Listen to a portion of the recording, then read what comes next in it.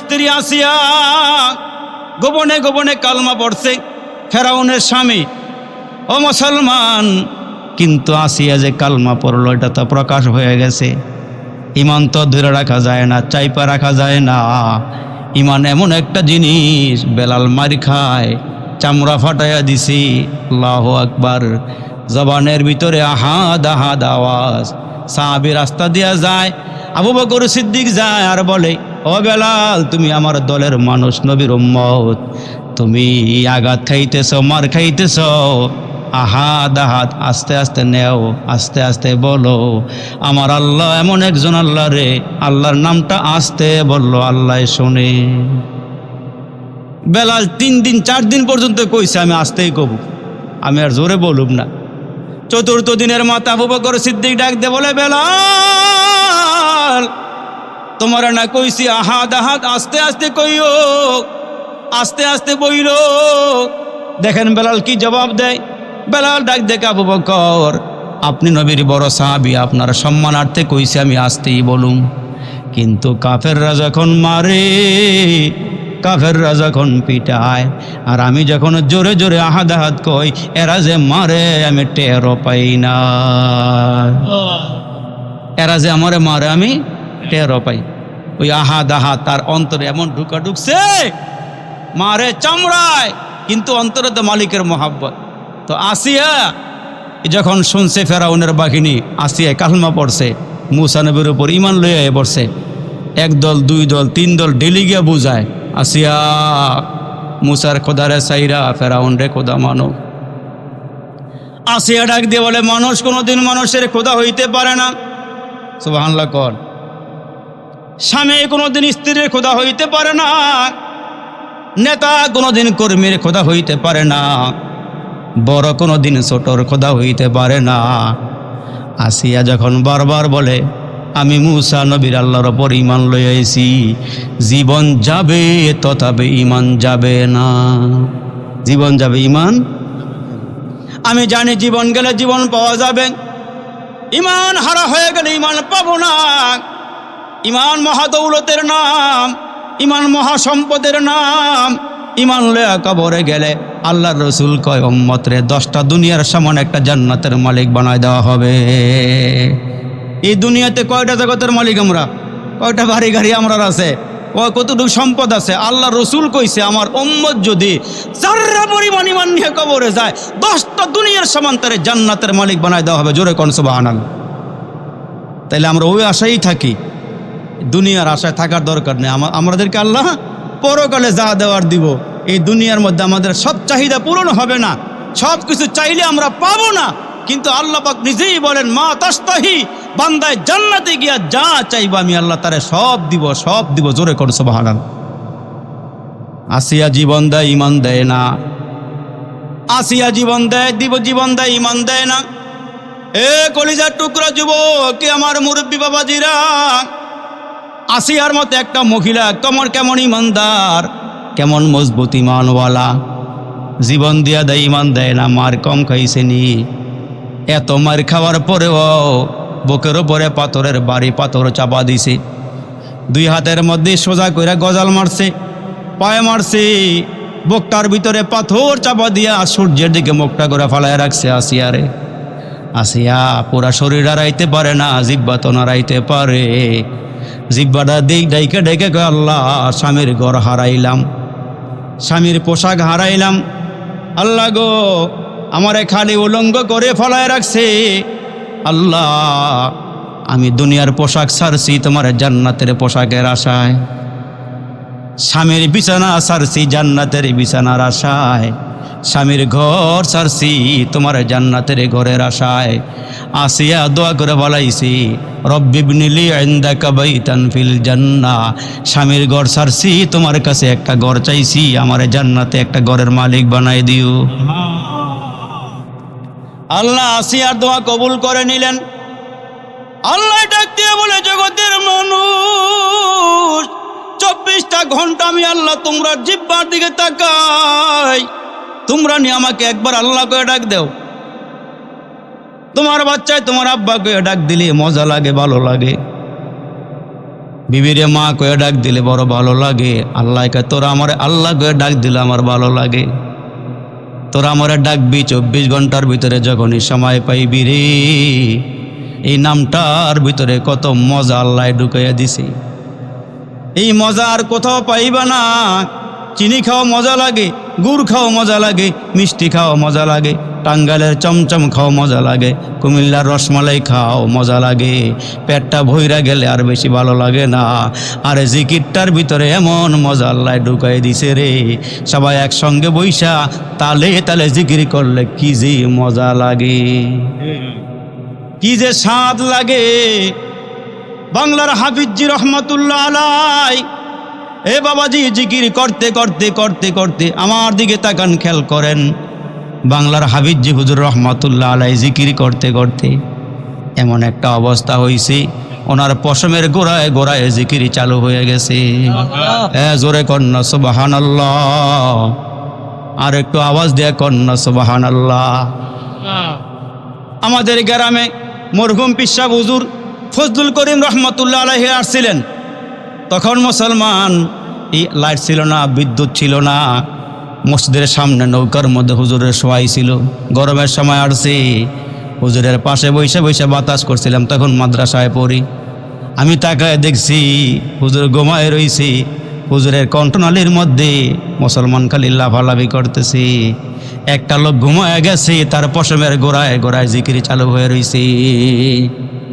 তো বাংলার হাফিজি হুজুর রহমতুল্লাহ আলাই জিকির করতে করতে মালিককে ডাকতে ডাকতে এমন হয়েছে, পশমের গোড়ায় গোড়ায় জিকির চালু হয়ে গেছে।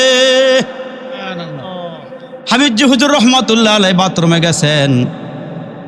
বাথরুমে যাওয়ার পরে দেখে জিহ্বায় খালি নড়াচড়া করে, মানে জিকির করতে চায়।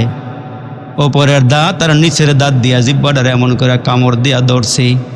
ধরার পরও খালি লাফালাফি করে, এমন জোরে কামড় দিছে জিহ্বা কাইটা গেছে, রক্তগুলো জামায় লাগছে, ঠোঁটে লাগছে। টয়লেট থেকে বের হওয়ার পরে খাদেম ডাক দিয়া কয়, হুজুর আপনার ঠোঁট কেটে গেছে, জিহ্বা কাটছে, রক্ত আপনার জামায় লাগছে। কয় কি করবো, জিহ্বায় তো কথা শোনে না রে। বাথরুমে গিয়ে তো আল্লাহর নাম নেওয়া যায় না, বাথরুমে গিয়ে তো জিকির করা যায় না রে। ওইখানে গিয়েও জিহ্বায় জিকির করতে চায়, এই জন্য আমি দাঁত দিয়ে কামড় দিয়ে দৌড়ছি, তো জিহ্বা কাইটা গেছে। আল্লাহু আকবার বলেন। তো আসি আল্লাহর কাছে, কয় আল্লাহ স্বামীর গোর হারাইছি, স্বামী হারাইছি। আল্লাহ গো স্বামীর আল্লাহ আদর্শ হাত থেকে বঞ্চিত হয়ে গেলাম। আল্লাহ ডাক দিয়ে কয়, আসিয়া রে আমি আল্লাহ সব মঞ্জুর করে নিলাম, জান্নাতে তোমারে ঘর দিব, আমি তোমারে আমি শেষ নবী মুহাম্মদের বিবিও বানাইয়া দিব। তো আসিয়ার মতো মহিলারা যখন বাপ গরম তৈলের ভিতরে পালাইছে, জিবরাইল আমিন আইসা ডাক দিয়ে বলে, আসিয়া রে টেনশন কইরো না, তৈলগুলো দেখতে গরম দেখা যায়, তৈলের মালিক তো আল্লাহ, তৈলের ভিতরে পড়বা। আচ্ছা তোমার মনোযোগ আকর্ষণ করছি, জিবরাইল আমিন আসছি, এমনি করে জান্নাতরা আসিয়ার সামনে তুলে ধরছি। ঘুরায় ঘুরায় দেখে আর বলে, আসিয়া রে তুমি তোমার জান্নাতের দিকে তাকাও। আসিয়ার যে রুহুটা বের করা হবে ওই দিকে খেয়ালই নাই। জান্নাতরা আমার আল্লাহ এত সুন্দর করে বানাইছেন, এই দুনিয়ার মধ্যে আমার আল্লাহ এমন কোনো ঘর দেয় নাই রে। পৃথিবীর ভিতরে যত দামি ঘর আছে আল্লাহ এমন সুন্দর ঘর দেয় নাই। ওই জান্নাতের একটা ইট হবে স্বর্ণের, একটা ইট হবে রূপার, গাঁথনিগুলো হবে মেশক আম্বরের। সুবহানাল্লাহ জোরে কন। আমরা নবী কয়, মালা আইনুন রাআত ওয়ালা উযনুন সামিআত ওয়ালা খাতারা আলা কলবি বাশার। জান্নাতরা আল্লাহ এত সুন্দর করে বানাইছেন। আমাদের একজন বুজুর্গের নাম ছিল ইয়াকুব নানতুবি রহমাতুল্লাহ আলাইহি। উনি তো আল্লাহওয়ালা মানুষ, শেষ রাতে উঠছে তাহাজ্জুদ পইরা আল্লাহর দরবারে হাত বাড়ায়া দোয়া করে, আল্লাহ তুমি আমারে দুনিয়াতে 3 লাখ টাকার মালিক বানাও, আমার বোর্ডিং চলে না, মাদ্রাসা বানাইছি ছাত্ররা খাইব, আল্লাহ চাউল নাই, 3 লাখ টাকা আমারে দাও। দোয়া করতে করতে গভীর রাত, দোয়ার ভিতরে হুজুর ঘুমায় গেছে। ঘুমের ঘরে স্বপ্নে দেখে বিশাল বড় এক ময়দান, ওই ময়দানের চতুর্দিকে সুন্দর সুন্দর বিল্ডিং দেখা যায়, আর বিল্ডিং আল্লাহ জাগরে দিব এগর নাম আল্লাহ নিম প্লেটের ভিতরে লেখা রাখছি। তো হুজুর কয় এত সুন্দর বিল্ডিং কিসের রে? কয় হুজুর এটা এই জগৎ না, এটা আরেক জগৎ। এই বিল্ডিংগুলো হলো জান্নাতের বিল্ডিং। এইগুলো কারে দেওয়া হইব? কয় খাঁটি ইমানদার যারা কালমলে কবরে ঢুকছে আল্লাহ এদেরকে দিব। কয় তাই নাকি? কয় হ্যাঁ। কয় নাম লেখা আছে? কয় হ্যাঁ নাম লেখা আছে, দলিল করা আছে। তো হুজুর হাঁটি হাঁটি পা পা করে সামনে যায়, তাকায় দেখে রে বাপ একটা বিল্ডিং এর গায়ে লেখা আছে ইয়াকুব নানু তুমি। আরে হুজুরে কোন ভালো করে খেয়াল করেন, মাঝে মাঝে বুজুর্গদের সাথে আল্লাহ ফেরেশতারও দেখা করাইছে। ফেরেশতারে মানুষের বেশে আসছে। আল্লাহর ওলি মালিক দিনার মসজিদে শোয়া, হঠাৎ করে তাকায় দেখে দুজন ফেরেশতা কবরের পাশে বৈশা বৈশা কাগজের মধ্যে কি জানি লেখে। স্বপ্নে জিগায় কি লেখো? কয় এই কবরে কয়জন জান্নাতি কয়জন জাহান্নামী এখন নাম লিখতেছি। আর একটু জোরে কর না সুবহানাল্লাহ। এই কবরে কয়জন জান্নাতি কয়জন জাহান্নামীর নাম লিখতেছি। হুজুর ডাক দিয়ে কই তাইলে তো ভালো হইছে, দেখো তো আমার নামটা তোমাদের লিস্টে আসেনি, দেখো তো জান্নাতি খাতার মধ্যে আমার নাম আসেনি। ফেরেশতারা তাকায়া দেখে হুজুরের নাম নাই।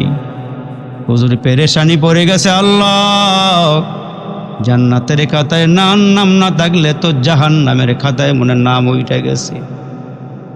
মসজিদে স্বপ্নের ভিতরে ঘুমাইয়া কান্না করতে করতে আল্লাহর ডাক দিয়ে বলে, মালিক আমার গুনাহগুলো মাফ করে দাও, আর আমার একটু দেখায় দাও আমার নামটা কোন খাতায় আছে।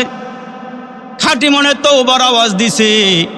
মালিক খুশি হয়ে গেছি। ফেরেশতাকে আবার জিগায় দেখো তো এবার তাকায় দেখে জান্নাতের লিস্টে হুজুরের নাম দেখা যায়। আর একটু জোরে কন্যা সুবহানাল্লাহ। ইয়াকুব নানু তুমি নিজের বিল্ডিং এর সামনে গিয়া বলে এই বিল্ডিং কার? কয় হুজুর ইয়াকুব নানু তুমি। কয় আমার নাম তো ইয়াকুব নানু তুমি। কয় হুজুর এই জান্নাত তো এখন দেওয়া হবে না, আপনি মরবেন তারপরে আপনার জান্নাত দেওয়া হবে। হুজুর কয় তাইলে আমারটা আমি একটু দেখা যাই। সুবহানাল্লাহ। কও ঢুকতে না বললে একটু দেখা যাই। তো হুজুর দেখতে দেখতে সব জায়গায় যায়, একটা কর্নার গিয়ে দেখে একটা জায়গার মধ্যে যে ইট লাগানো আছে, এই জায়গার থেকে 3টা ইট খুইলার নিচে পড়ে গেছে, জায়গাটা অন্ধকার হয়ে আছে। হুজুর ডাক দিয়ে বলে, মেয়ে এত সুন্দর বিল্ডিং আল্লাহ আমারে দিব, সব দিকে খালি জলমল জলমল আলো দেখলাম, এই জায়গাটার মধ্যে অন্ধকার কেন? কি হয়েছে বলো? কয় হুজুর আল্লাহ আমারে কইছি এক একটা ইটের দাম নাকি 1 লাখ টাকা। 3টা ইট নিচে খুইলা পড়ে গেছে, 3 লাখ টাকা নিচে পড়ে গেছে। হুজুর আপনি বলেন দুনিয়া নিবেন না আখেরাত নিবেন? দুনিয়া নিলে এই জায়গাটা অন্ধকার থাকবো, আর আখেরাত নিলে এই জায়গাটার মধ্যে ইটগুলো লাইগা যাইব। হুজুর ঘুমের ঘরে ডাক দিয়ে বলে, ভাইরে আমার দুনিয়া লাগবো না, আমার পরকালের জান্নাত দরকার, আমারে জান্নাতই দিও, আমার দুনিয়া দরকার নাই, দুনিয়ার ভোগ বিলাস আমার দরকার নাই, আখিরাতে আমারে দিও। এ মুসলমান বাবাজিরা রে আমার, এই জন্য আমার মালিক আল্লাহ ডাক দিয়ে বলে, মানুষ এই দুনিয়া রং তামাশার জায়গা না, আমিত্ব বরত্ব প্রকাশ করার জায়গা না, 4-5টা ভাই আছে বাহাদুরি দেখাইবার জায়গা না, চকে অনেক জমি আছে সম্পদের বাহাদুরি করার জায়গায় দুনিয়া না। তুমি মুসাফির, তুমি মুসাফির, তুমি মুসাফির। আল্লাহওয়ালা মানুষগুলো আমাদেরকে ডাকে আল্লাহর দিকে।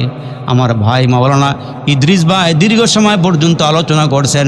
প্রত্যেকটা ইমাম সাহেব জুমার দিনে খুতবা দিতে গিয়া কত সুন্দর করে বয়ান করে করে বুঝায়, দাওয়াত ও তবলিগের মেহনত করে, হক্কানি বুজুর্গদের কাছে নিয়ে যাইতে চায়। কখনো চর্মনাই, কখনো উজানি, কখনো আল্লাহওয়ালার দরবারে নিয়ে যাইতে চায়। যেইখানে গেলে সুন্নতের জ্ঞান পাওয়া যায়, আল্লাহু আকবার জোরে বলেন। যেইখানে গেলে সব লোকের গায়ে সুন্নতি লেবাস দেখা যায়, যাদের কাছে গেলে মুখে দাড়ি দেখা যায়, যাদের কাছে গেলে নারী আর পুরুষ একসঙ্গে পাওয়া যায় না। এই জমানার মধ্যে এমন কিছু জায়গা আছে যেখানে নারী পুরুষ একসঙ্গে হয়ে লাফালাফি আসে না নাই? আর জোরে বলেন আসে না নাই? এগুলো মুসলমান ভাইরা পীর নামের কলঙ্ক, পীর নামের শয়তান। তার কারণ আল্লাহ নিজে বলছেন, হে মানুষ শোনো, ফাইজা কুদিয়াতিস সালাহ ফাতাশিরু ফিল আরদ, হে পুরুষের দল, যখন আজান হয়ে যাবে মসজিদে ছুটে যাও, মসজিদে যাও, নামাজ আদায় করো, আদায় করে তোমরা জমিনে ছড়িয়ে ছিটিয়ে যাও। আর মহিলাদেরকে বলা হয়েছে, ওয়াকরনা ফি বুয়ুতিকুন্না ওয়ালা তাবাররুজনা তাবাররুজাল জাহিলিয়াতিল উলা, বর্বর যুগের নারীদের মতো উলঙ্গ অর্ধ উলঙ্গ হইয়া পর পুরুষের সামনে যাইও না, এই চেহারাটা পর পুরুষকে দেখাইও না। লাফালাফি করবা কোন সময়? পর পুরুষকে চেহারা দেখাইতে আল্লাহ নিষেধ করেছেন। এই জন্য আমরা রসুল কয়, আলমার আতুইজা সল্লাত খামসাহা ও সামাত শাহরাহা ও হাসানাত ফরজাহা ও আতাত বালাহা ফালতাদখুল মিন আইয়ি আবওয়াবিল জান্নাতি শাআত। আমরা নবী কয়, নারীরা 4টা কাজ করবে। 1 নম্বরে 5 ওয়াক্ত নামাজ পড়বে, 2 নম্বরে রমজান মাসে রোজা রাখবে, 3 নম্বরে স্বামীর খেদমত করবে, 4 নম্বরে লজ্জাস্থানের হেফাজত করবে, অর্থাৎ তারা পর্দা সহকারে জমিনে চলাফেরা করবে, পরপুরুষের সামনে যাবে না, চুলগুলো দেখাবে না, চেহারা দেখাবে না, হাত পাগুলো দেখাবে না, যারা পর্দার ভিতরে চলাফেরা করে। আমরা নবী কয়, ফালতাদখুল মিন আইয়ি আবওয়াবিল জান্নাতি শাআত। এই 4টা আমল করে যে নারী মারা যাবে, কবরে যাওয়ার পরে আল্লাহর 8টা জান্নাতের যে কোনো দরওয়াজা দিয়া ওই মহিলাগুলো আল্লাহর জান্নাতে ঢুকে যাবে। আল্লাহর বিধান কত সুন্দর, কিন্তু আমরা এখন মসজিদেও যাই, আবার মুসলমান ভাইরা পোস্কোয়াটারও যাই, ওয়াজও আসি, আবার বেড়া বেড়ির নাচও দেখতাম যাই। এই মানুষ আমরা দেশও আছে না নাই? আর একটু জোরে বলেন, আছে না নাই? এই জন্য আল্লাহ রসুল ডাক দিয়ে বলে, হে জগতের মানুষ শোনো, এই দুনিয়ার জমিন থেকে আমার আল্লাহ যেদিন ডাক দিবেন, খুব খেয়াল করে কথা আমার দিকে তাকায় কথাগুলো শুনবেন। খলিফাতুল মুসলিমিন হযরত ওমরের জামানায় এক লোক 70 বছর পর্যন্ত আল্লাহর একটা ডাক দেয় নাই, কিন্তু আল্লাহ তারে খাওয়াইছে, আল্লাহ তারে রিজিক দিছে, আল্লাহ তারে সম্মান দিছে।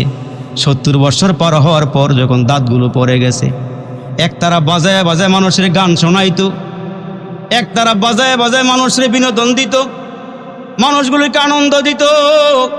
কিন্তু এমন হয়েছে, এখন মুখের বেলেশ ঠিক নাই, একদিকে টান দিলে আরেক দিকে জায়গা। এখন লোকেরা তারে নেয় ওনার টাকাও দেয় না, চিন্তায় পড়ে গেছে, খাওয়ন জুটে না, পেট পিঠটা একসঙ্গে লেগে গেছে, গালের চামড়া ঢিলা হয়ে গেছে, গর্তে হয়ে ভিতরে চলে গেছে।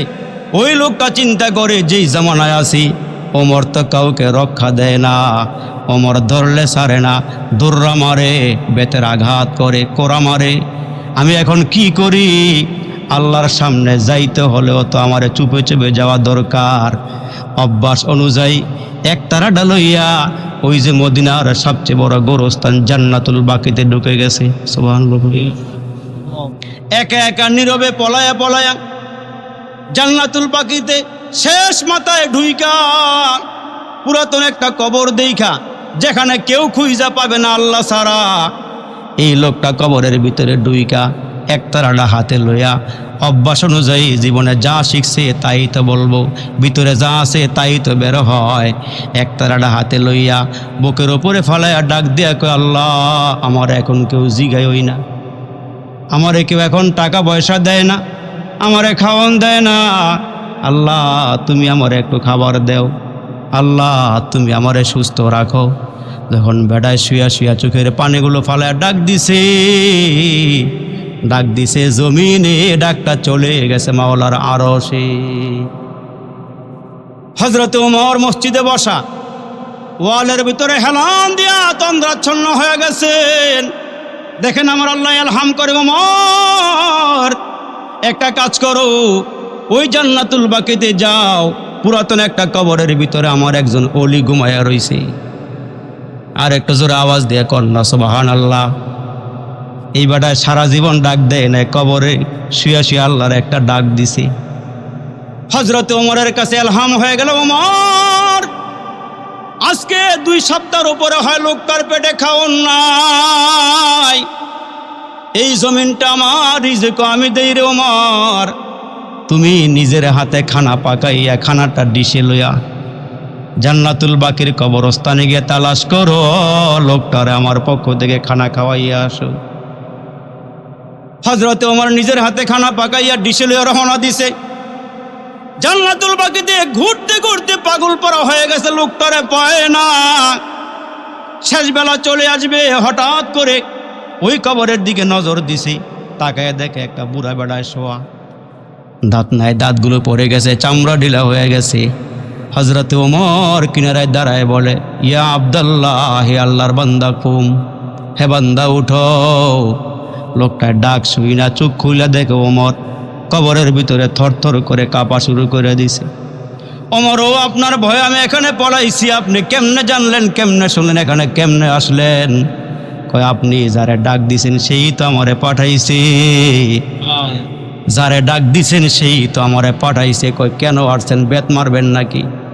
কয়, না না, পিটাইতে আসি নাই, খানা খাওয়াইতে আসছি। আর একটু জোরে কন্যা সুবহানাল্লাহ, বেত মারতে আসি নাই, খানা খাওয়াইতে আসছি।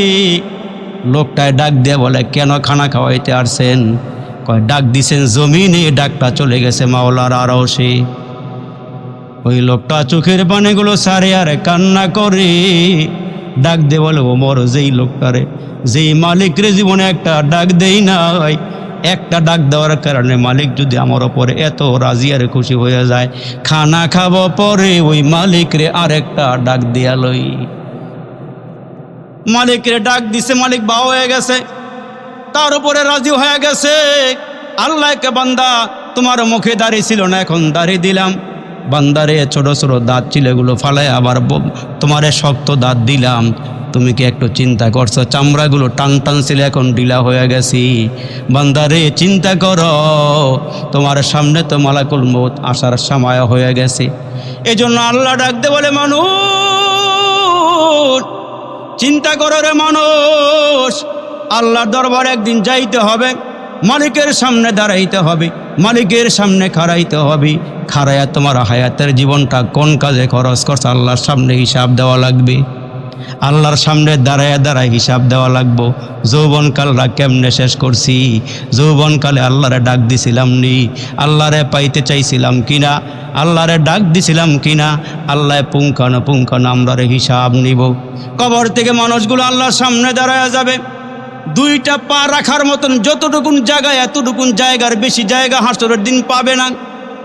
মানুষগুলো দুইটা পা রাখার জায়গা পাবে, ডানেও না, বামেও না, সামনেও না, পিছনেও না, কোথাও যাইতে পারবে না।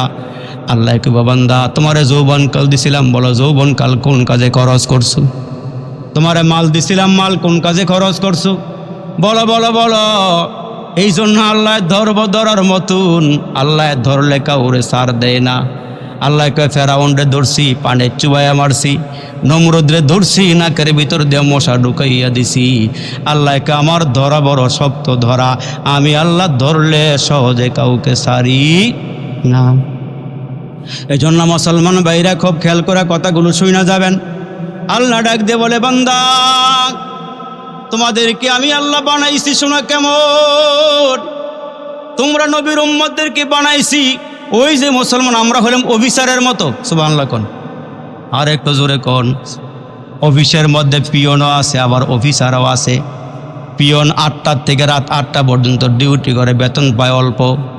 আর 10:30 এসে 12টায় জায়গা, 1টা 2টা 3টা 4টা সাইন করে, মাস শেষে বেতন পায় 3 লাখ। কথা কয় না? তাইলে পিয়নের কাজ বেশি নাকি অফিসারের কাজ বেশি? পিয়নের কাজ বেশি, অফিসারের কাজ কম। আল্লাহ ডাক দিয়ে শোনো, নবীর উম্মতরা আমি আল্লাহ অফিসার বানাইছি। নবীর উম্মতেরা কাজ করবে অল্প, সব পাইব বেশি। সুবহানাল্লাহ জোরে কোন। কাম করবো অল্প, সব পাইব বেশি। কেন? আমার নবীর উম্মতরা আমি আল্লাহ পিয়ন বানাই না, অফিসার বানাইছি। আল্লাহ কয়, নবী গো, আসরের দিন আপনারে আগে জান্নাত দিমু, তারপরে নবী গো দিমু। নবী গো, আপনার উম্মতরে আগে দিমু, অন্য নবীর উম্মতরে পরে দিমু। হাসরের দিন আপনার উম্মত হবে 80 কাতার, আর অন্য উম্মত হবে 40 কাতার, আপনার ডবল দিমু। আর একটু জোরে কোন সুবহানাল্লাহ। হাসরের দিন যখন সব মানুষ দাঁড়ায় যাবে, নবীরা নাফসি নাফসি করবে। এখন তো সমস্ত নবীরা আমরা নবীর কাছে গিয়ে কেবল আল্লাহরে একটু আপনি কোন বিচার শুরু করতো, খুব খেয়াল করে অল্প সময় কথা শোনেন। আমার নবীর কাছে সব নবীরা যাবে, আপনি একটু আল্লাহরে বলেন, আল্লাহ তো কইছে ওয়ালা সাওফা ইউতিকা রাব্বুকা ফাতারদা।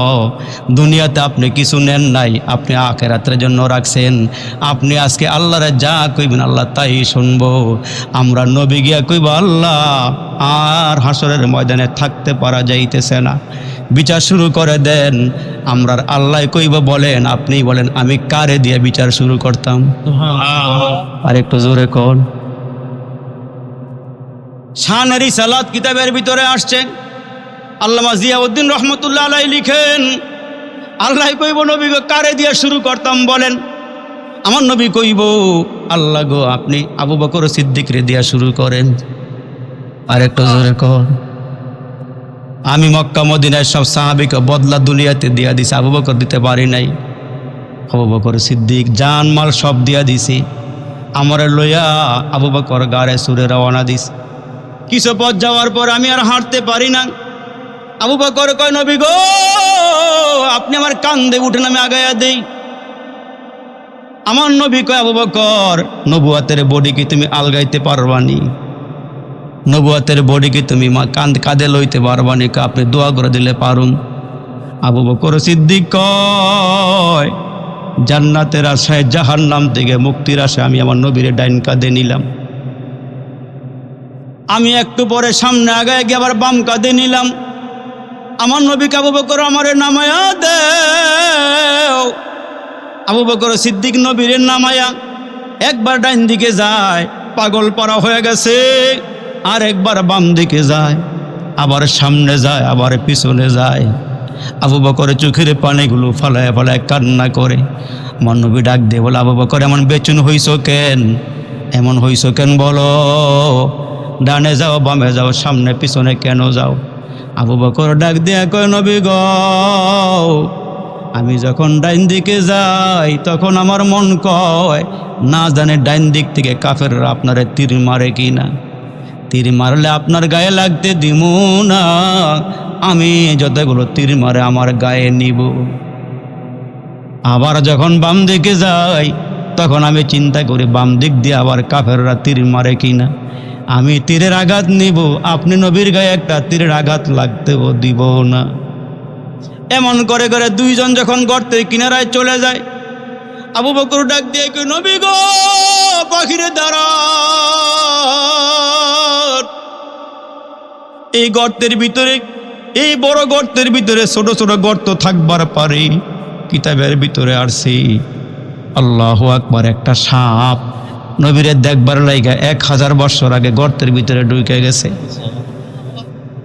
যেই নবীর চেহারা দেখলে জাহান্নামের আগুন হারাম হয়ে যায়, যেই নবীর চেহারা দিয়ে আল্লাহ কাউকে দুনিয়াতে বানায় নাই। নবীজির আম্মা আমেনা বলেন আমি আমার চোখ দিয়ে কত সন্তান দেখছি, মুহাম্মাদের মতো এত সুন্দর সন্তান আমি আর কোনোদিন দেখি নাই। হালিমা তো সাদিয়া নবীরে দুধ পান করায়, হালিমা কয় আমি কত বাচ্চা দুধ পান করাইছি, মুহাম্মাদের মতো এত সুন্দর আমি আর দেখি নাই। জিবরাইল আমিন আয়েশা ডাক দিয়া কয় আমেনা গো কি বলো, এ হালিমা কি বলো, আমি তো সব নবীর কাছে আসছি, আমি অত কত মানুষ দেখছি, মুহাম্মাদের চেহারার মতো আর এমন সুন্দর চেহারা আমিও দেখি নাই। আমার আল্লাহ ডাক দিয়ে বলে জিবরাইল রে আমেনা রে বলো, হালিমা রে বলো, তারা কয়টা রাষ্ট্র সফর করছে, কয়টা দেশের ভিসা লাগাইছে, এরা যে কয় মুহাম্মাদের মতো সুন্দর দেখে নাই, তুমিও কো সুন্দর দেখো নাই। আমি আল্লাহ কই আমি দুনিয়াতে এমন করে সুন্দর আর কাউকে বানাই হই নাই। আর একটু জোরে কন্যা সুবহানাল্লাহ। নবীরে পাওয়ার লাইগা দিন আল্লাহর কাছে দরখাস্ত দিছে, আল্লাহ দিনের বেলা পাঠাইলে আমরা খুশি হইতাম, ধন্য হইতাম। এই রাত আল্লাহরে দরখাস্ত দিয়ে আল্লাহ রাতের বেলা পাঠাইলে আমরা খুশি হইতাম। মুসলমান জমিন বসে আল্লাহরে ডাক দিয়ে আল্লাহ জমিনে আমরা নবীরে পাঠাইলে আমরা খুশি হইতাম। রাত আল্লাহরে ডাক দিয়ে বলে আল্লাহ রাতের বেলা পাঠাইলে আমরা খুশি হইতাম। এমন করে করে 4টা দরখাস্ত আল্লাহরে দিলে আল্লাহ কয় সবগুলো মঞ্জুর। আর একটু জোরে কন্যা সুবহানাল্লাহ। কয় সবগুলো মঞ্জুর। 4টা আবার মঞ্জুর হয় কেমনে? আমার আল্লাহ নবীরে সুবহে সাদিকের সময় পাঠাইছেন না রাত না দিন, দুইটার মাঝামাঝি পাঠাইয়া আল্লাহ কই দিনের দরখাস্ত রাতের দরখাস্ত আমি আল্লাহ কবুল করে নিছি। জমিনে পাঠাইয়া আমি আল্লাহ জমিনবাসীর দরখাস্ত কবুল করছি। মেরাজের রাত্রে আমি আল্লাহ আমার কাছে আইনা আসমানবাসীর দরখাস্ত কবুল করছি। জোরে কন্যা সুবহানাল্লাহ। ওই দামি নবীর সাহেব আবু বকর কয়, নবী আপনি একটু বাহিরে দাঁড়ান। সাপ তো নবীরে দেখার লেগে অপেক্ষায় আছে, কখন নবীর চেহারাটা দেখবে। হাসান হোসাইন কয়, মাঝে মাঝে ক্ষুধা লাগলে নানার বাড়িতে আমরার মায় আমরারে পাঠাইয়া দিত। ঘরে খানা না থাকলে দুই বাইরে পাঠাইতো, যাও নানার বাড়ি যাও। তো একদিন নানার ঘরে গেলাম, গিয়ে দেখি নানায় পেটের মধ্যে পাথর বাঁধা রাখছি, ঘরের ভিতরে খেজুরের বিচিগুলো পড়ে আছে। দুই ভাই ডাক দিয়া কয়, নানা গো পেটের ভিতরে পাথর, আপনার সামনে খেজুরের বিচি দেখা যায়। আমার নবী কয়, নানারে ঘরে কোনো খাওয়ার নাই রে, ক্ষুধার নিবারণ করার জন্য মাঝে মাঝে খেজুরের বিচিগুলো মুখে দিয়ে আমি এগুলো চুষি। হাসান হুসাইনকে এত কথা শুনবার পারুম না, আমরা খাওয়ান দেওয়ান লাগবো। মায় কইছে ঘরে খানা নাই, আপনার ঘরে আইলে খানা পাবো, আপনি খানা দেন। আমার নবী ডাক দিয়ে কয়, হাসান হুসাইন রে আমার চেহারার দিকে দুই ভাই তাকাইয়া থাক। আল্লাহু আকবার জোরে বলেন। আমার চেহারার দিকে তাকাইয়া থাক। দুই ভাই যখন নানার চেহারার দিকে তাকাইয়া রইছে, হাসান হুসাইন কয়, অল্প সময় আমরার ক্ষুধা নিবারণ হয়ে গেছে। এখন নানার ঘর থেকে আমরার বাড়িতে যাব। যারা হজ করতে গেছেন আলীর বাড়ি দেখছেন, নবীর বাড়িও দেখছেন। এ মুসলমান, আল্লাহর কাছে মাঝে মাঝে কাইন্দা কাইন্দা কইেন, আল্লাহ আমারে বাইতুল্লাহ দেখায়েন, আল্লাহ আপনার ঘরে আমারে নিয়েন। আল্লাহ ডাক কবুল করে ফেলাইলে কেমনে জানি লইয়া যাইব। 2004-এ ঢুকলাম বন্দর মসজিদে, 5, 6, 7, 2700 সনে জুমার নামাজ পড়াইলাম। টাঙ্গাইলের এক যুবক আমার পিছনে নামাজ পড়ছি। বিকালবেলা আমার সেক্রেটারি ডাক দিয়ে বলে, ভাই হুজুরে নিয়ে আমার একটু বাসায় যাইয়েন। ওই লোকের বাসায় গেলাম। বাড়ি টাঙ্গাইল লোকটার বাসা হইল নারায়ণগঞ্জের গুদারা গাড়ে 7 তলায় থাকতো। এক ফাঁকে বলে, হুজুর আপনি কি হজ করছেন? আমি কি ভাই বেতন পাই 2500 টাকা, হজ করুম কেমনে? কয় হুজুর পাসপোর্ট আছে? আমি কই না। লোকটাই কয়, হুজুর 5000 টাকা লইয়া যান, পাসপোর্ট গিয়ে বানান। 1 সপ্তাহ পরে আইসেন, তখন হজের প্যাকেজ ছিল 1,90,000। লোকটা একটা ব্যাগের ভিতরে টাকা ঢুকাই দিয়ে, হুজুর হজে যাওয়ার আগে আমার লগে আবার দেখা করেন। যাওয়ার আগে দেখা করলাম, আরো 20,000 দিল। মসজিদ কমিটি দিল 50,000। আল্লাহ কয়, ডাক দে। আমি আল্লাহ কোন জায়গার থেকে তোর ডাক কবুল করব জানা নাই। এমন করে করে 7, 8, 9, 10, 11, 12, 13 পর্যন্ত আল্লাহর ঘরে গেলাম। মাঝখানে গ্যাপ পড়ে গেল। গোরাশাল কালীগঞ্জে ওয়াজে গেলাম। ট্রাভেলসের মালিক ওয়াজে ছিল। আমার বয়ান 1টা থেকে 2টা, আর আল্লামা জুবাইর আহমদ রহমতুল্লাহ আলাইহির বয়ান 2টা থেকে 3টা। এই 1টার সময় লোকটা বসা, বয়ান শেষ করে রুমে গেছে। আমার একে, হুজুর হজে গেছেন? আমি কে হ্যাঁ গেছি। আবার যাইবেন না হুজুর? আমি কি ভাই এই দাওয়াত কেউ ফিরাই দেয়নি? সুবহানাল্লাহ জোরে কর না। পাসপোর্ট আছে না? আমি কে হ্যাঁ ভাই আছে। হুজুর আমি গাড়ি পাঠাবো, পাসপোর্টটা একটু দিয়ে দিয়েন। আমি গাড়ি পাঠাবো, একটু দিয়ে দিয়েন হুজুর। আমি বললাম, ভাই টাকা পয়সা এখন হাতে নাই। কয় হুজুর ডাক দেন ওপরে, টাকা ওপর থেকে আল্লাহ বাও করবো। লোকটায় পাসপোর্ট নিয়ে সব সিলসাপ্পর মাইরা দিয়ে আমার এক, ভাই কালকে 8টার দিকে আপনি 300 ফিট আয়া পড়েন, আমি আপনার সাথে নিয়ে আল্লাহর ঘরে যাম। আয়া পড়লাম, 6 মাস যায় না। লোকটা আমার ফোন দিয়ে, ভাই সফর করে ভালো লাগছে, আপনি আমার লাগে ওমরায় যাইবেন। ওমরা করে আয়া পড়লাম। লোকটা আবার আমার ফোন দিয়ে, ভাই রে আপনি বাইতুল্লাহ দোয়া করছেন, এই দোয়াটা আমার দিলে লাইগা রয়েছে, ভাই আরেকবার যাইবেন নি? ভাই যেই কয়টা দোয়া করছেন, ভাই চোখে পানি রাখতে পারি নাই। আল্লাহ মনে হয় আপনার দোয়ার মধ্যে একটা জাদু ঢুকাই দিছে, আইয়েন আমার লগে আবার আই। এই লোকটা হায়াতে বাইসা আছে এখন, কেবলা ট্রাভেলসের মালিক মাওলানা কাফায়াতুল্লাহ ভাই। এই জন্য আল্লাহরে ডাক দিয়েন, কখন জানে আল্লাহ বাইতুল্লাহ লইয়া যায় বলা যায় না। বাপরে মালিকরে ডাক দিয়েন, মালিককে আমি তোর মুখের দিকে 24 ঘন্টা তাকাইয়া থাকি, তুই নি আমার একবার আল্লাহ কয়া ডাক দেস, আমি আল্লাহ বা হয়ে যাম, আমি আল্লাহ তোর উপর রাজি হয়ে যাম, চাইলি আমারে পাবি। জোরে কন্যা আল্লাহু আকবার। আবু বকর সিদ্দিক নবীরে বাহিরে দাঁড়া করাইয়া মাথার পাগড়ি খুইলা সিররা সিররা গর্তগুলো তো বন্ধ করছে। একটা গর্ত তো বন্ধ করবার পারে না, এটা মালিকের খেলা হইতে পারে। পায়ের গোড়ালে দিয়া যাতা দিয়া রাখছি, সাপ বারবার বেরো হতে চায়, রাস্তা গুজা পায় না। এমন করে মুসলমান ভাইরা মারছি, গর্তগুলো বন্ধ করছি, বের হতে পারে না। এক জায়গা দেখা যায় নরম নরম লাগে, পায়ের গোড়ালে দিছি, দংশন করে দিছে, পাও যেন সরায় নেয়। সাপ বুঝাইতে চায়, আবু বকর আমারে বাধা দিস না, আমি নবীর চেহারাটা একটু দেখমু রে আবু বকর, আমারে বাধা দিও না, আমি একটু দেখবো। নবীর যে আবু বকর সিদ্দিক পাগল। এই জন্য হাসরের ময়দানে আল্লাহ কইব, নবী আপনি কারে পাঠাইবেন? নবী কইব, আল্লাহ গো আমি আবু বকরকে পাঠাবো। আল্লাহর সামনে আবু বকর সিদ্দিক যাইতে চাবে না। আমার নবী বলবো, আবু বকর আপনিই যান, আপনার বদলা আমি দিবার পারি নাই, আল্লাহ আজকে আপনারে বদলা দিব, আপনি যান। আল্লাহ পাকের সামনে আবু বকর সিদ্দিক গেলে আল্লাহ বলবো, আবু বকর আপনারে আর কি হিসাব নিমু? আপনার তো হিসাব নেওয়ার কিছু নাই।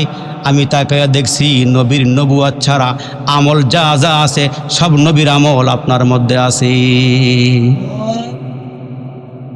সব আমল আপনার কাছে আছে। আপনি যান আমার জান্নাতে, যান যান আপনি আমার জান্নাতে যান। আবু বকরের পরে ওমর, ওমরের পরে ওসমান, ওমরের পরে ওসমান, ওসমানের পরে আলী। শানের ইসারাত কিতাবটা পড়ে দেখেন নবীর শান মান কি লেখা আছে এটার ভিতরে। এই জন্য মুসলমান বাবাজিরা রে, আমার আল্লাহ রসুল ডাক দিয়ে বলেন, আমার আল্লাহ রে ভাও হয়ে পাও করে যাও। রসুলের আগে পরে কোনো গুনাহ নাই, কিন্তু রসুল এত লম্বা লম্বা সেজদা দিছে, রাত্রে উইটা সেজদা দিছে। ছোট একটা ঘরে ঘুমায়। আয়েশা বলেন, আমার ঘরে যখন ঘুমায় নবীজি নামাজে দাঁড়াইলে নবীজির পা মুবারক আমার মাথার কাছে থাকে।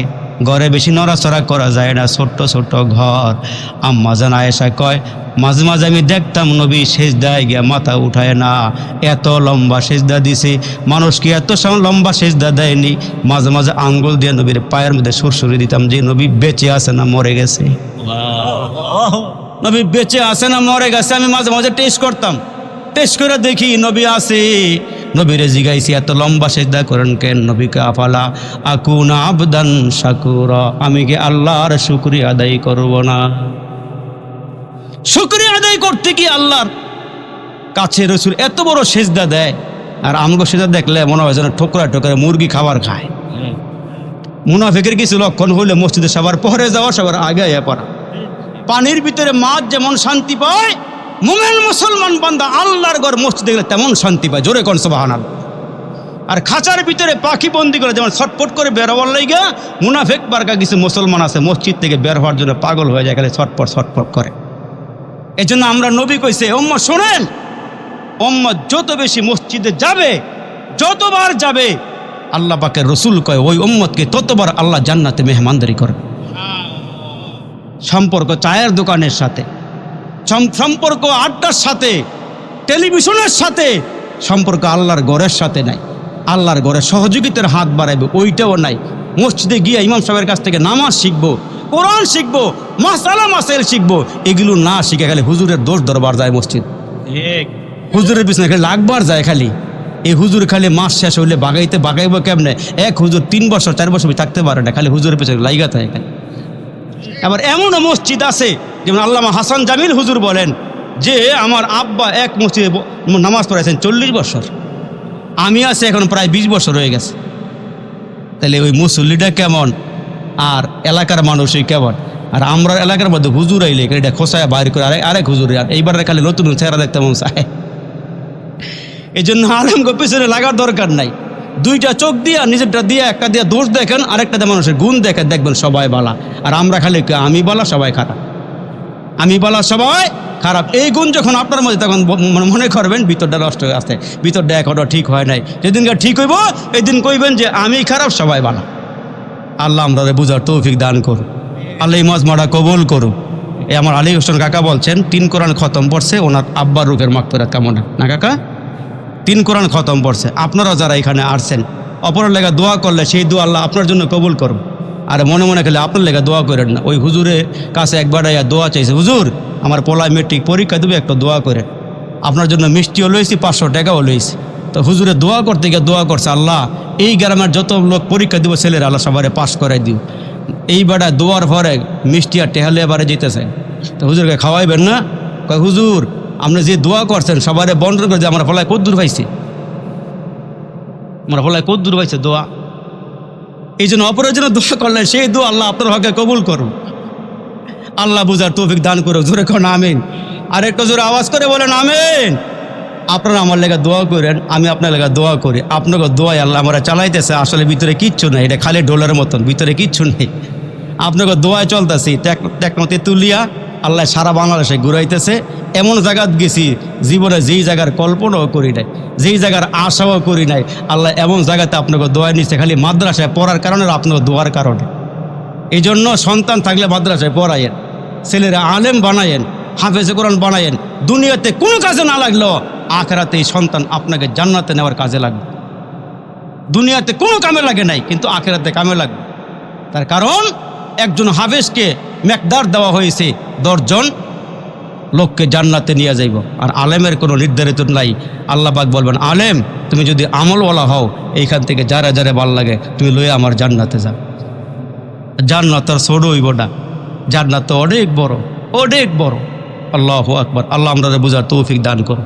আমি জানি আপনারা আমার অনেক মহাব্বত করেন সন্তান হিসাবে। ও কাকা আমরা দাওয়াত দিয়েছে, এলাকার মানুষ সবার দাওয়াত দিয়ে আনে, আমিও সবার ভালোবাসি।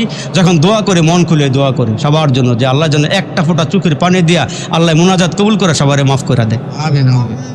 সবাই দুরূদ শরীফ পড়েন। আল্লাহুম্মা সাল্লি আলা মুহাম্মাদ ওয়া আলা আলি মুহাম্মাদ কামা সাল্লাইতা আলা ইব্রাহিম ওয়া আলা আলি ইব্রাহিম ইন্নাকা হামিদুম মাজিদ।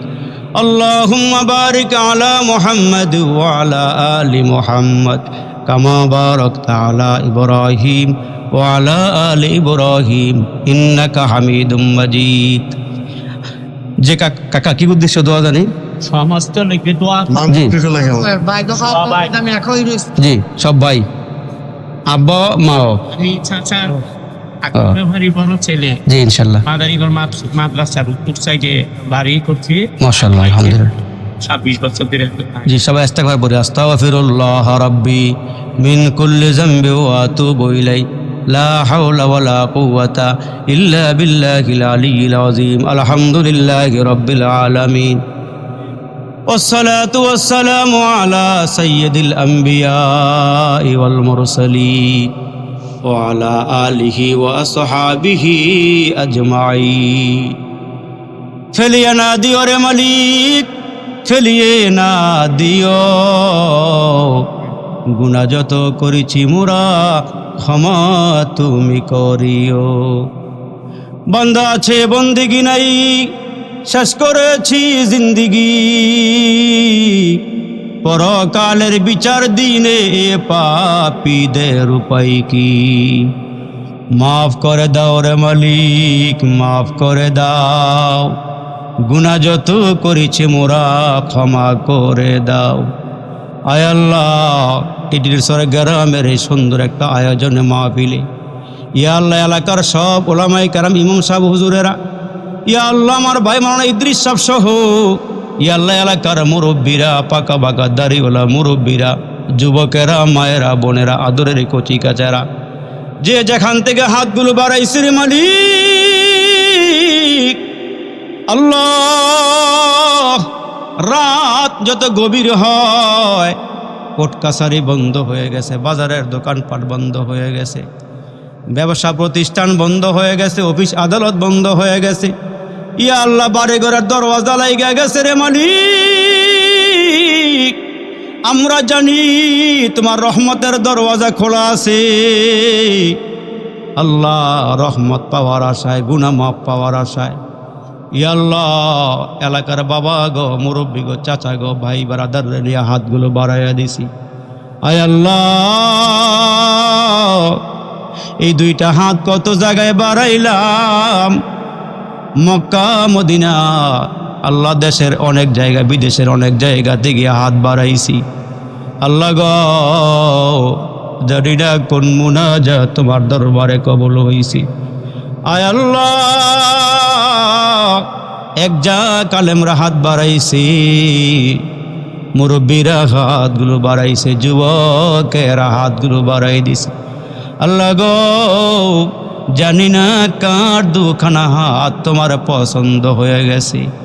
আল্লাহ গো, কার জবানের আওয়াজ যেন তোমার কাছে পছন্দ হয়ে গেছে। আয় আল্লাহ, জীবনের শেষ মুনাজাত মনে করে হাত বাড়াইছি, জীবনের শেষ বয়ান মনে করে হাতগুলো বাড়াইয়া দিছি। আল্লাহ গো, এই বাবাদের সাথে, যুবকদের সাথে আমার দেখা হয় কিনা আর জানা নাই রে আল্লাহ। আয় আল্লাহ, যখনই আমি যেখানে আসি গো, এলাকার সন্তান হিসাবে মুরব্বীরা মোহাব্বত করে, যুবকেরা ভালোবাসি। আল্লাহ, এরা ছুটে যায় না রে মাওলা। দেখো না কি সুন্দর করে বসে রইল রে আমার আল্লাহ। সবার জন্য দোয়া করতেছি, আল্লাহ সবাইকে তুমি মাফ করে দেও। আল্লাহ গো, সকলের কবরগুলো জান্নাতের বাগান বাড়াইয়া দিও।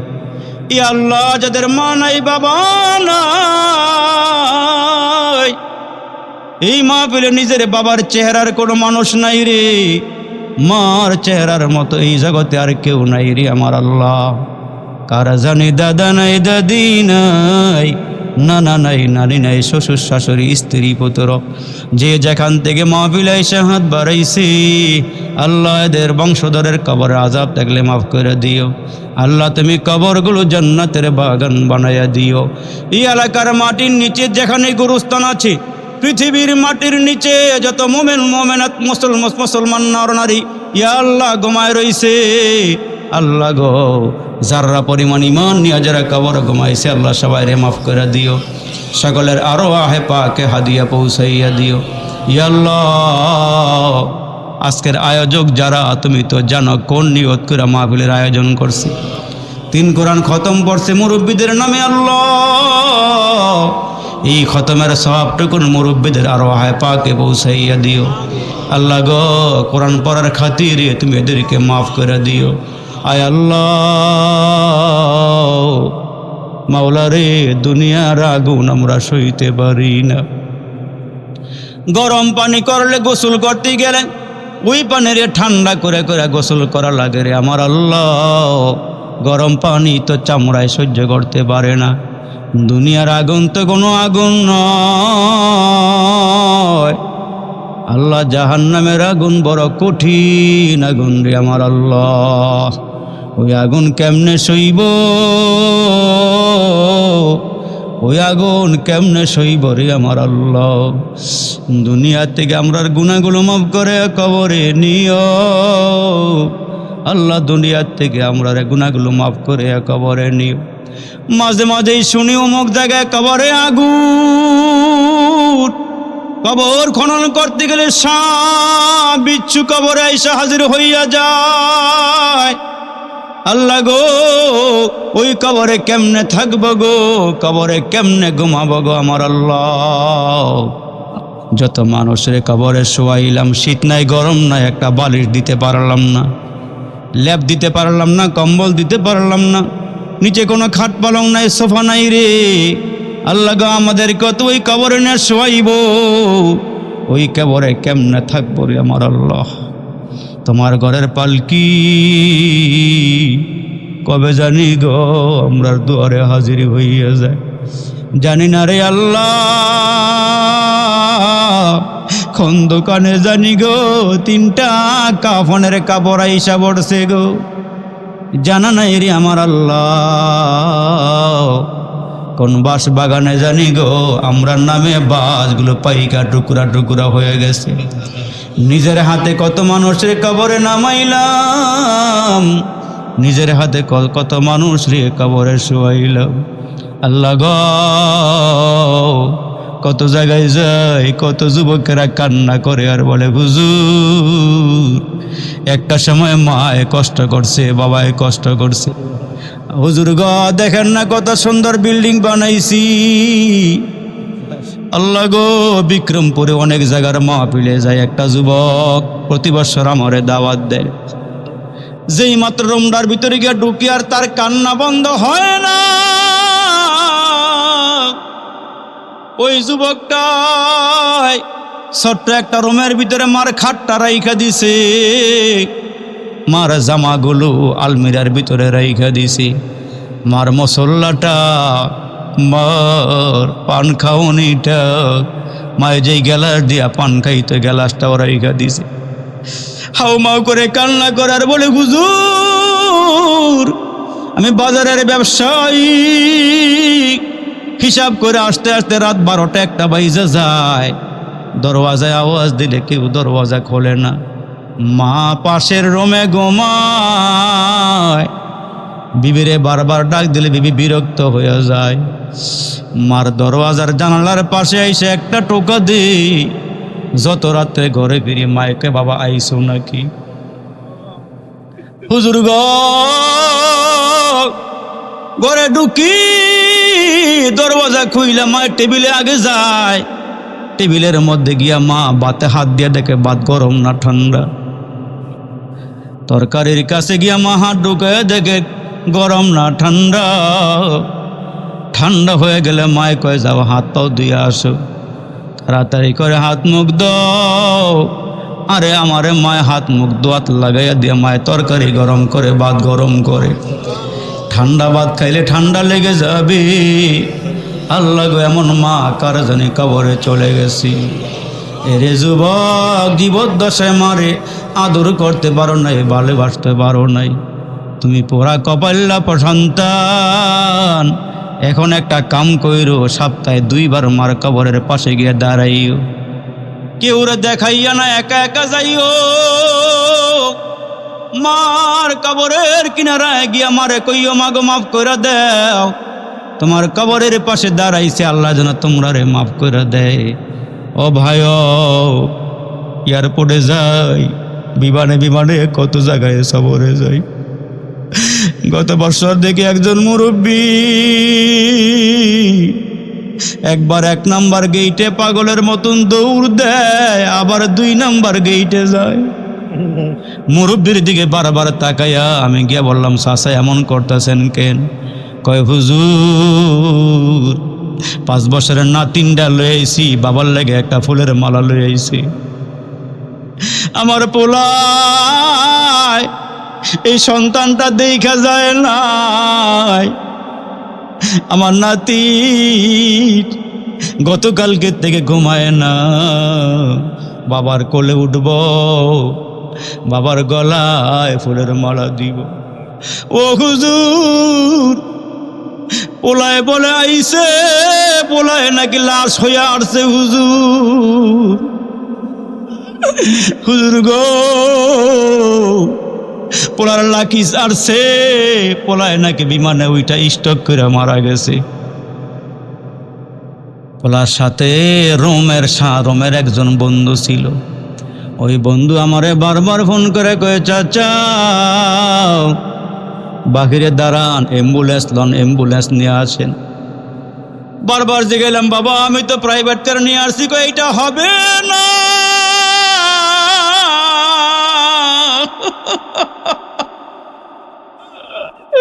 কেন কি হইছে? আমি আসতেছি দাঁড়ান। বাকিরা আইসা অ্যাম্বুলেন্স ভাড়া করছে, দেখে বাবায় লাশ আসতেছে, কফিন আসতেছে। বাবাই জিগায়, বাবা এটা কার লাশ? কই আপনার পোলার লাশ। চিৎকার দিয়া পাগলের মতন হইয়া ডাক দিয়া কয়, হুজুর আমার পোলার লেগে একটু দোয়া করে, হুজুর হ্যাঁ মাই তো ঘুমায় না, এই পোলায় ছোটকালে যা খাইতো মা সব বানায় রাখছে, মায়ের খাটটার মধ্যে তার জন্য বেডশিট বিছাইছে, নিজের হাতে বুড়া মানুষ রান্না করছে। পোলারে কইছে, আমি তোমার সাথে আইসলে খামু, আমিও কদিন ধরে খাই না। বাবা রে আজকে এখান থেকে ওইটা বাড়ি যাইতে পারবা এই গ্যারান্টি তোমার কাছে নাই। কলিজার টুকরা যুবক দোয়া করে যাও, আব্বা আমরা আল্লাহ যেন মাফ করে দেয়, কবরগুলো জান্নাতের বাগান বানায় দেয়। আল্লাহ গো আলী হোসেন কাকায় মাহফিল জমাইছি, জান্নাতের বাগান মিলাইছি, ওনার আব্বা আম্মা সহ যারা কবরে গেল, ভাই সহকারে বংশের ভাই বোন যারা কবরে চলে গেছে, আল্লাহ সবাই রে তুমি মাফ কইরা দিও। আল্লাহ গো কবরগুলো জান্নাতের বাগান বানাইয়া দিও। এই মাহফিলে মুরব্বীরা যুবকেরা যারা আসছে সবাই রে আল্লাহ তুমি মাফ করে দাও। সবাই রে আল্লাহ নামাজি বানাইয়া দাও। মা বন্ধুরকে আল্লাহ তুমি পর্দানিসীন বানাইয়া দাও। রব্বির হামহুমা কামা রব্বায়ানি সগীরা, রব্বির হামহুমা কামা রব্বায়ানি সগীরা। মোহাব্বতে ওয়াজ শুনলো যারা এই মাহফিলে আসিয়া, আল্লাহ তাদের মরণ কইরো কাবা গড়ে নিয়া। আল্লাহ তাদের মরণ কইরো রওজা পাকে নিয়া। ওয়াসাল্লাল্লাহু তাআলা আলা খায়রি খালকিহি মুহাম্মাদি ওয়া আলা আলিহি ওয়া সাহাবিহি আজমাইন। আমিন আমিন বিরহমাতিকা ইয়া আরহামার রাহিমিন। আসসালামু আলাইকুম ওয়া রাহমাতুল্লাহ।